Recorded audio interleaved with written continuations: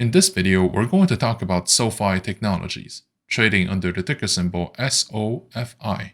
At the moment, there's massive amounts of volatility coming out of the stock market, and especially among the stocks like SoFi. It's very important to keep up to date with the latest price movements. And in today's video, I'm going to cover the technical aspects and how the stock performed over the recent trading sessions to identify what should be the overall approach with the stock. Before the video begins, a quick heads up that my videos are based on the completed trading sessions and not ongoing ones. If there's material events happening afterwards, I will make follow-up videos to reflect those changes. That being said, let's begin with today's topic. Sofi Technologies operates in the financial services sector. It operates in the services of loans, refinancing, and credit cards, and wealth management solutions. It's a company based online and which separates itself from the conventional banks mainly by the fact that they operate in a virtual environment and not a physical environment. Its appeal is the massive user base subscribed to its platform, which consists of a large pool of potential clients, contributing to the fast growth of its revenue amount and in the number of revenue streams. SoFi benefits from famous investors' involvement who are almost perceived as superstars in our day and age. And the fact that after years of discussion and speculations, this technology is finally matured to be deployed to consumers at large. Over the past few days, the price action of SoFi shows yet again that the market has been trying to go beyond the resistance levels, and although it's still around $13 level, the relative support level of $12.20 is now tested once again, and we may have found another excellent entry point to start building a position. The $12.23 level has been a support level several times over the past few weeks, and we may see more demand coming over the next few weeks to keep the demand up. From a longer time frame perspective, SoFi has been one of the more volatile stocks in the market, but has been facing similar issues than the rest of the sector. It has been impacted by the movement of capital from growth stocks back to the other sectors, its own fundamental uncertainties, and the expected interest rate increase during 2022, all these form a pack of factors to carry with, and it's normal that the price seems a bit sloppy at this moment. Nevertheless, I feel that the current price point is now as low as the market is willing to go in the short term, as the current price level has been maintained since the beginning of the month. The trading volume of SoFi has been recently 45 million shares versus the average volume of 71 million shares. Over the previous 52-week period, its price fluctuated between $10.51 and $24.95.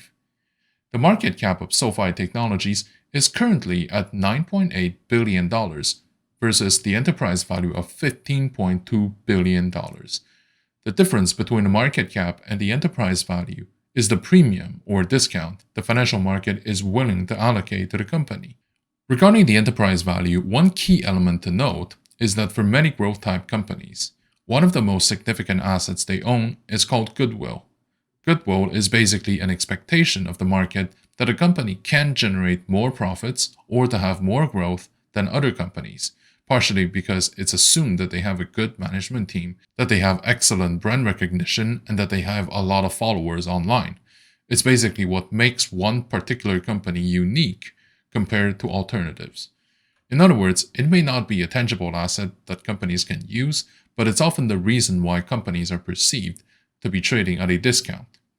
Because the value of the goodwill is also included in the enterprise value, but there won't be any goodwill left if the company goes to liquidation. Shareholders and bondholders would in this case be left with whatever that's left that's not depreciated on the company's balance sheet. In comparison to its historical price fluctuations, the stock is 16% higher than the 1-month low, 16% higher than the 3-month low, and 16% higher than the 52-week low.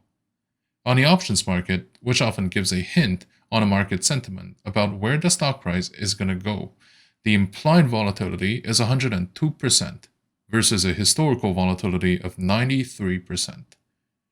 The put-call volume ratio is currently at 0.38. It's normal for most stocks to have a higher put option volume than what they deserve because many institutional investors systematically buy put options to hedge against the price exposure. For the most recent volume, it has been 114,000 contracts in a day, compared to the 30-day average of 145,000. In terms of open interest, the most recent volume of open interest has been 1.4 million contracts versus the 30-day average of 1.4 million as well. Regarding the shareholder structure, institutional shareholders hold more than 50% at 53% of the total float. The biggest shareholders include SoftBank, Vanguard, and BlackRock. It's relevant to an extent to know the shareholder structure because it helps to determine whether you should hold a stock long-term or to view it as a short-term volatility trade. If the stock is mainly held by retail traders, it can be a sign that the stock lacks the depth to justify long-term trust. Usually the consensus is between 25 to 30% of institutional participation for the stock to be considered as an investment and not a trade. Obviously, a lot of exceptions would apply since many great companies are mostly held by retail as well. But that tends to be the exceptions for the moment, not the rule. Let's also take a look at the short interest present in the stock, which is the amount of positions aiming to profit if the share price falls lower. The current short interest is around 15% of the total float and 37% of the dark pool transactions. Now, let's take a look at the indicators. Financial indicators give us a suggestion of what the price movements are showing, and they can be used as some elements to determine what is our overall approach. Oscillators are showing 2 sell, 8 neutral, and 1 buy, with an overall tendency of neutral. The moving averages of the past price actions show 14 sell, 1 neutral, and 0 buy, with an overall tendency of strong sell. Remember, indicators are showing the present and the past, not the future, but they are still relevant to determine if our timing of the trade is a good one. Regarding pivot points, which are levels of support and resistance sprinkled in the price trends, the support levels are $7.19, $11.40, $11.93. For the resistance levels, they are $15.80, $19.11, and $21.62. My opinion on SoFi is now bullish. The stock is priced at a decent level, and we have seen more confirmations that the market is willing to carry the stock at the current level or above. I would recommend to start buying SoFi stock now, with a maximum exposure of 5% of your portfolio, and to make the profit target near its previous peaks, meaning $16 or $17 or so. Your investment should also take into consideration the market conditions and the surrounding sentiment to determine what kind of asset should be picked, for how much and for how long. First of all, the financial market doesn't reflect the real economy. If the stock market is doing great, it doesn't necessarily mean that companies are hiring people, that salaries and living standards are rising. Sometimes it's the exact opposite that happens, because the stock market is a pool of money where things come in and come out, going to different sectors to be placed. The capital may be used to be invested in a company to improve its efficiency and productivity, but it can also be used to buy up shares and assets in order to make a profit. This phenomenon is called financialization, and it means that the more money is being used for non-productive purposes like merger and acquisitions, fees to financial sectors, buying back equity, and so on, the less there is for the real economy. Another way to put it is that ever since 2008, the Dow Jones has increased significantly. But people don't necessarily see this growth in tangible ways. This is why we gotta be careful with the assumptions that rising stock price means better outlook for the company. Sometimes it doesn't mean anything other than the fact that the asset is getting more expensive to be bought and that their yields is going down as a result. Additionally, some new phenomenons are now palpable, such as the creation of new bubbles, the participation and influence of retail traders in specific situations, and the anticipation of a massive recession or at least pullback. Bubbles have always been created on and off over the past few centuries, But nowadays, it's quite interesting to see the speed at which an organic bubble can be created back in 2020. Because almost immediately after the major collapse of the financial market back in early 2020, the market decided to pour a massive amount of capital in the EV sector and anything that's related to it. Stock prices went up the sky, and for a moment, it really felt like any EV stock can be a golden goose. Another way to say this is that any SPAC with an EV company in it will become the next Tesla, right? Even if it didn't last that long, this episode definitely allowed the market participants to park a lot of their money in a sector, leaving it with either a lot of profits or at least avoiding incurring large losses because they left their money in the blue chips or the sectors heavily affected.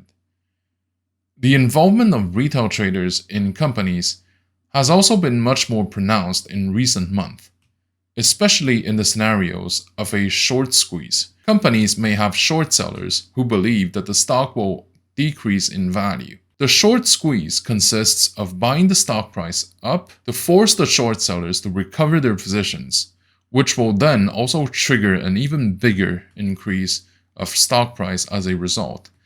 Of course, I'm not saying that this is always rational. I'm not even saying that those companies always have a convincing narrative.